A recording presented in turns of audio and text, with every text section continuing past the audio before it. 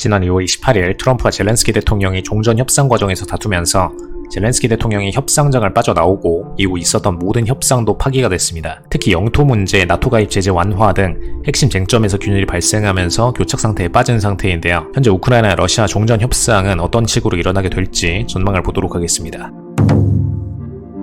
과거 러시아와 우크라이나 전쟁이 있게 된 가장 큰 요인은 2022년의 초기 협상 실패부터인데요. 2022년 2월 28일부터 4월 22일까지 벨라루스와 튀르키예에서 진행된 협상은 러시아의 우크라이나 영토 점령 요구와 나토 가입 포기 문제로 결렬이 됐습니다. 당시 러시아는 크림반도와 돈바스 지역의 독립 인정을 요구를 했고요. 우크라이나는 나토 비가입을 조건으로 침공 이전 국경 회복을 주장을 했는데요. 그러나 2022년 부차 학살 사건과 보리스 존슨 영국 총리의 강경 개입으로 협상 분위기가 급격히 악화됐습니다. 존슨 총리는 푸틴과의 합의는 용납할 수 없다며 우크라이나의 양보를 저지했고 이는 협상 결렬로 이어졌고 전쟁으로 이어졌습니다. 트럼프 미 대통령의 재집권으로 협상 환경이 변화했는데요. 트럼프 정부는 2025년 2월 18일 사우디아라비아 리야드에서 러시아와 고위급 협상팀을 구성해서 합의하면서 우크라이나 전쟁을 분쟁으로 규정을 하고 제재 완화 가능성을 시사를 했는데요. 이는 종전 후 미러 경제 협력 재개를 전제로 한 전략적 접근이었으나 유럽의 반발을 초래를 했습니다. 현재 협상의 주요 쟁점을 요약을 해보면 가장 크게는 영토 문제와 나토 가입 문제가 있습니다. 러시아는 크림반도와 동부 돈바스 지역의 영유권을 공식적으로 인정해달라는 최우선 조건을 내걸었고요. 이에 반해서 우크라이나는 1991년 기준의 영토, 최소한 2022년 전쟁 이전의 영토를 주장을 하고 있고요. 미국이 제안한 나토 평화유지군에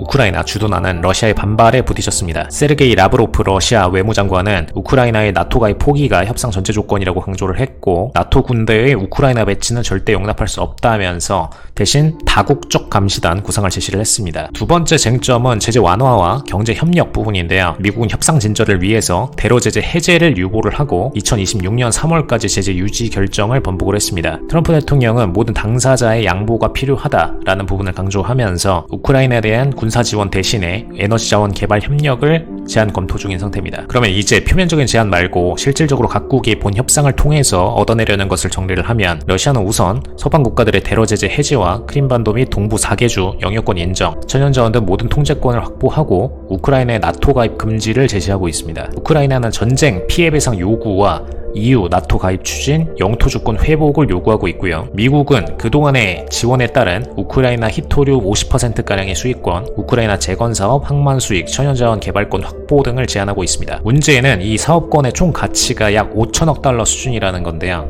그런데 실제로 미국이 우크라이나에 지원했던 총액이 얼마였는지를 보면 군사 원조가 495억 달러, 경제 지원이 285억 달러, 인도 지원이 132억 달러 수준으로 총 1,100억 달러 정도밖에 되진 않습니다. 지원 대비 회수 요구 가치를 한정하면 약 4.5배에 해당하는 금액을 배상하라고 요구하고 있는 상황인 건데요. 문제는 이 수치가 우크라이나 GDP의 3배가 넘는 금액이라는 부분입니다. 물론 미국은 앞으로 생산될 자원과 사업권의 가치에서 수치해가겠다는 것이기 때문에 실질적으로 우크라이나가 현금적으로 미국에 상환하는 부담은 적겠지만 우크라이나가 얼마나 많은 수익성을 강탈당하는 상황인지 충분히 알 수 있는 부분입니다. 미국이 러시아를 대상으로 하는 사업권 요구와 비교해보면 총 경제적 이익은 2,700억 달러로 우크라이나를 대상으로 하는 요구 금액보다 적은 것을 알 수가 있습니다. 더군다나 현재 러시아의 점령 지역을 전체 혹은 일부 인정 조건으로 종전 가능성이 높은 상황이기 때문에 사실상 푸틴 입장에서는 승리한 전쟁이 되어가는 상황입니다. 트럼프가 본 협상을 통해서 저희에 깔린 전략들을 요약해보면 러시아를 대상으로는 제재 완화를 통한 경제 협력 유인을 추구하고 있고 우크라이나를 대상으로는 자원 접근권 확보 통한 경제적 성과 창출을 목표하고 있습니다. 그리고 유럽과 러시아의 충돌 지역에 미국이 주둔해서 경제 개발을 함으로써 사실상 충돌을 중단하는 명분으로 주한미군과 같은 모델로 분담금 수익까지 추가로 챙기려 할 가능성이 높습니다. 근본 협상이 결렬된 과정을 보면 우선 2025년 2월 18일 사우디아라비아에서 열렸던 미러 회담에 우크라이나가 초청되지 않으면서 신뢰 기반이 붕괴됐고요. 젤렌스키 대통령은 협상 테이블에서 배제된 국가의 운명을 결정하는 것은 중세적 발상이라면서 미국을 강하게 비판한 바 있었습니다. 이에 트럼프는 우크라이나가 3년간 기회를 낭비했다라고 반박하면서 양측 입장 차이가 노정이 되었고요. 두 번째 회담으로 미국과 우크라이나 회담이 있었는데 2월 28일 금요일에 있었습니다. 회담은 워싱턴 백악관 오벌 오피스에서 진행이 됐고요. 격렬 논쟁으로 인해서 조기에 종료가 됐습니다. 핵심 쟁점은 트럼프가 젤렌스키에게 즉각적인 평화 협상을 요구를 했고 우크라이나는 1991년도 소련 독립 직후의 영토, 즉 크림반도를 포함한 2014년 이전의 영토를 주장했는데요. 미국은 사실상 점령지역 일부를 넘겨야 한다는 입장입니다. 추가적으로 러시아는 협상을 통해서 서방 제재 완화를 이끌어내는 동시에 동부전선에서 군사적 우위 확보를 위해서 시간을 끌고 있는데요. 2월 24일 유엔 안보리에서 미국이 주도한 분쟁 종결 결의안은 러시아의 침략 책임을 언급하지 않아서 영국과 프랑스가 기권하는 등 국제사회 분열을 야기를 했고, 이는 러시아의 전략적 승리로 평가되고 있습니다. 향후 전망에 대해서 보면 일단 현재 사실상 미국과 우크라이나 협상은 결렬이 됐지만 이후 젤렌스키 대통령의 폭스뉴스 출연 등 행보를 보면 협상 테이블에서 빠져나온 상태는 아닌데요. 정치학자들 분석상으로는 우크라이나가 현재 점령당한 영토 일부 영유권 인정이 불가피한 상황이고, 미국이 우크라이나 주둔 및 경제개발 진행권을 확보하는 대신에 나토 가입은 허락하는 방향성을 가장 적정 타협선으로 보고 있습니다. 젤렌스키 대통령이 현재 계엄 상황 속에서 특수하게 대통령직을 임기보다 연장 수행하고 있는 상황이고, 전쟁을 지속하는 것 또한 대항력이 없는 상태에서 사망자만 늘리는 상황이기 때문에 현실적으로 전쟁 지속 여력은 없다고 보여집니다.